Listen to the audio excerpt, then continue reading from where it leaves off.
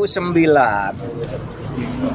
sampai 2023 ada 160 laporan lebih, 160 laporan lebih sejak itu tidak ada kemajuan informasi. Sesudah dikumulasikan semua melibatkan 460 orang lebih ke kementerian itu, yang akumulasi terhadap transaksi yang mencurigakan itu bergerak di sekitar 300 triliun. Tapi sejak tahun 2009 karena laporan tidak diupdate, tidak diberi informasi respon. Kadangkala respon itu muncul sesudah menjadi kasus, kayak yang Rafael itu jadi kasus selalu dibuka, loh ini sudah dilaporkan dulu kok di-demand gitu, baru sekarang bisa. Dulu Angin Prayitno sama, nggak ada yang tahu sampai ratusan miliar diungkap oleh KPK baru dibuka gitu. Nah itu saya kira karena kesibukan yang luar biasa sehingga perlu sistem aja ya menurut saya. Para pihak yang terkait itu keluarga ya, badan hukum dan pihak lainnya. Dan tentu ya hasil analisis, hasil pemeriksaan yang dilakukan oleh PPATK itu terindikasi melakukan tindak pidana pencucian uang. Kerja kita ya, pola kerja kita dengan mengejar uang hasil kejahatan, follow the money itu ke atas, ke bawah, ke samping, ke kanan tuh ditelusuri semua itu. Tim investigasi dugaan fraud hasilnya adalah sebagai berikut. Terbukti yang bersangkutan tidak menunjukkan integritas dan keteladanan dalam sikap, perilaku, ucapan dan tindakan kepada setiap orang baik di dalam maupun di luar kedinasan dengan tidak melaporkan LHKPN secara benar. Tidak patuh dalam pelaporan dan pembayaran pajak, serta memiliki gaya hidup pribadi dan keluarga yang tidak sesuai dengan asas kepatutan dan kepantasan sebagai ASN. Itu yang pertama. Yang kedua, tidak melaporkan harta kekayaan kepada pejabat yang berwenang sesuai dengan ketentuan peraturan perundang-undangan. Yang ketiga, menjadi perantara yang menimbulkan konflik kepentingan terkait dengan jabatannya.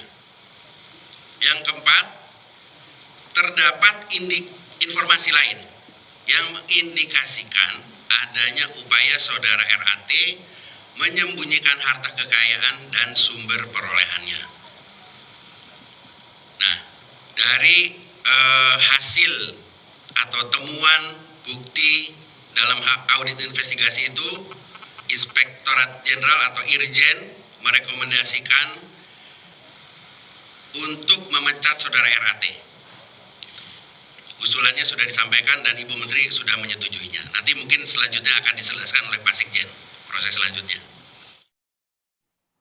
Ya, sejumlah pernyataan sudah kami hadirkan depan Anda. Segera kami ingin membahas hal ini. Di studio sudah hadir juga narasumber kita. Wah, cukup banyak tadi pre-interview kami dengan narasumber kita juga di studio ini. Saya ingin perkenalkan pertama ada Pak Hendra Karyanga. Beliau ini pakar hukum keuangan negara dari Universitas Hairun di Ternate. Selamat pagi. Selamat pagi, Pak Hendra. Dan juga ada pengamat perpajakan, akademisi juga di Universitas Pelita Harapan, Pak Roni Boko. Selamat pagi, Pak Roni. Selamat pagi, Pak Roni. Nah, ini yang menjadi perbincangan bahwa spill dari Menko Mahfud MD mengenai ada transaksi aneh dari tahun 2009 sampai dengan 2023 ini angkanya 300 triliun. Banyak masyarakat yang akhirnya ya jadinya suuzon ya kepada Kementerian Keuangan dan jajaran di bawahnya begitu ya. Ini sebenarnya transaksi apa sih yang dianggap aneh? Apakah memang ini uang-uang yang dianggap haram begitu? Transaksi seperti apa kalau secara sistem di perpajakan sendiri, Pak Roni? Ya, mungkin ya ini juga harus saya klarifikasi ya. Jadi angka 300 triliun itu seolah-olah tuh uang itu berputar di Kementerian Keuangan ya. Saya nggak bela mereka, tapi kalau kita melihat undang-undang pencucian uang itu kan transaksi mencurigakan. Pertama, kedua itu kan fasenya 2009 sampai 2023. Cukup lama ya. Cukup lama. Berikutnya ada dugaan 400 sekian pegawai.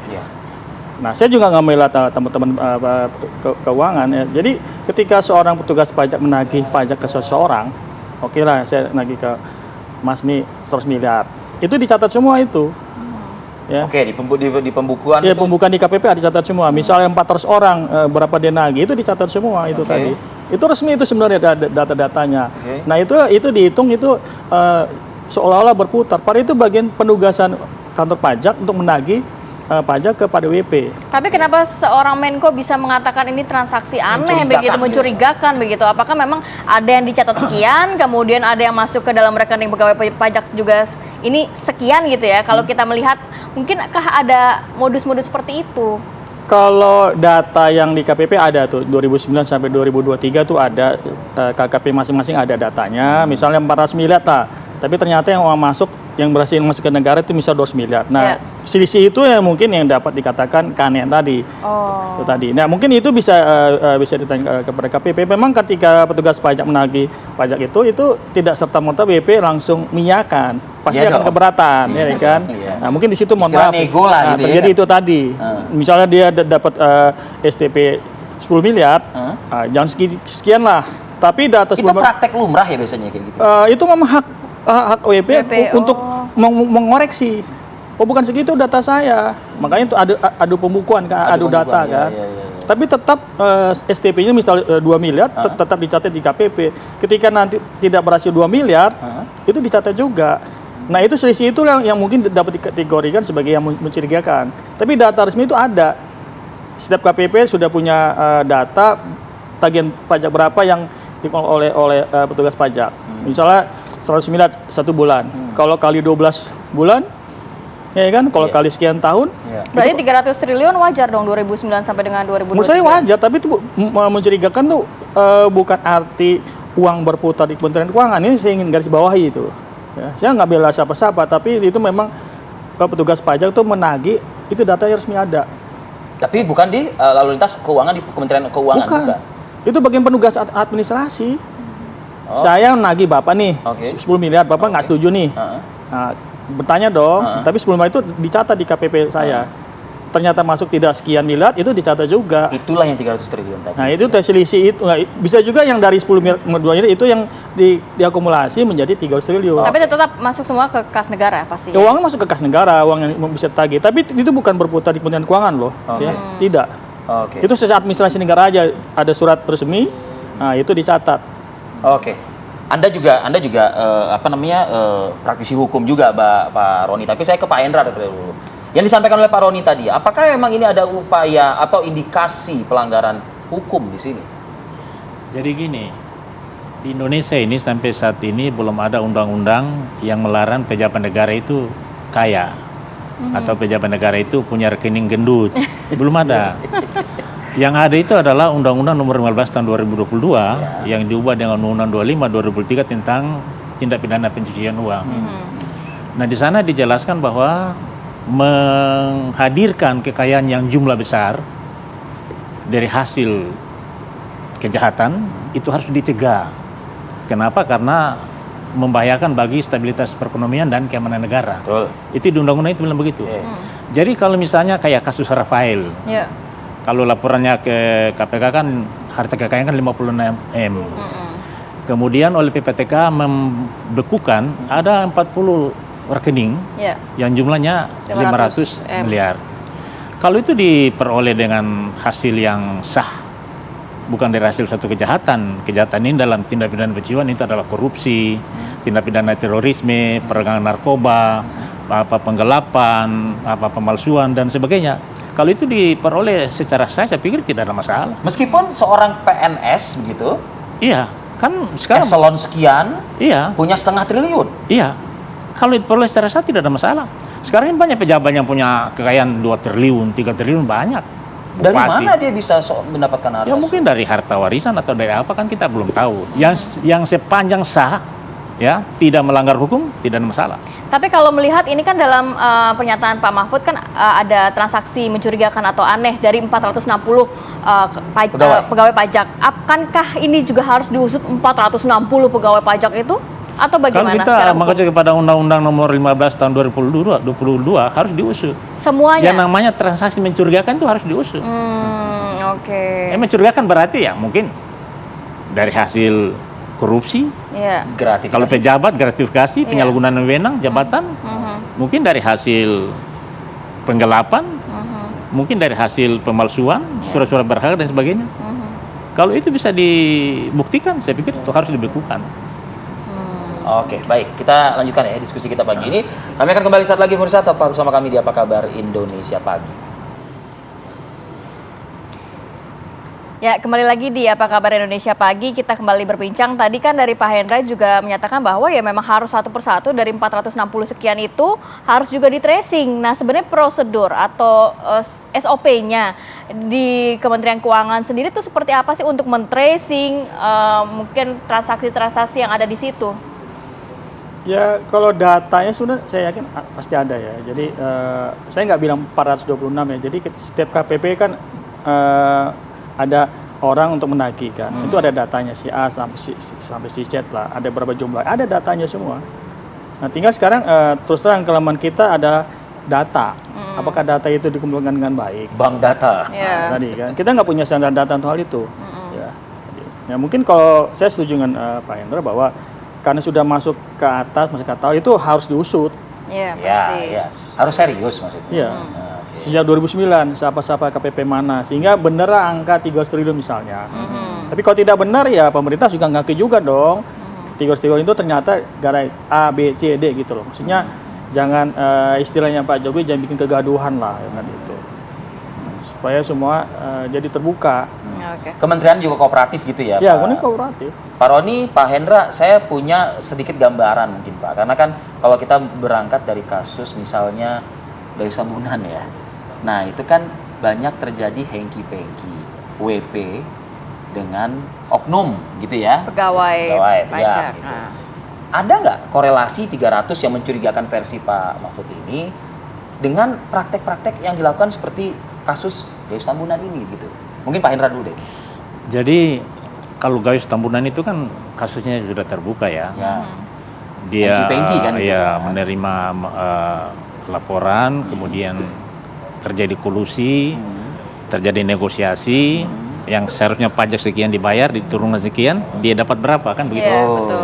Yang diungkap oleh Pak Mahfud, saya pikir ada benar juga. Pasti dia punya data. Sebagai Menko Polhukam, data dari PPATK, dari BIN, dari berbagai pihak pasti ada. Oleh sebab itu, kalau ini sudah diungkap, maka harus diusut tuntas gitu.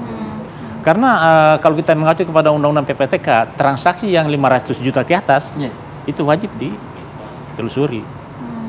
Yang 500 juta ke atas, yang kemudian hasilnya dari yang saya jelaskan tadi secara tidak sah, itu harus diusut, masuk dalam ranah itu. Sejauh ini?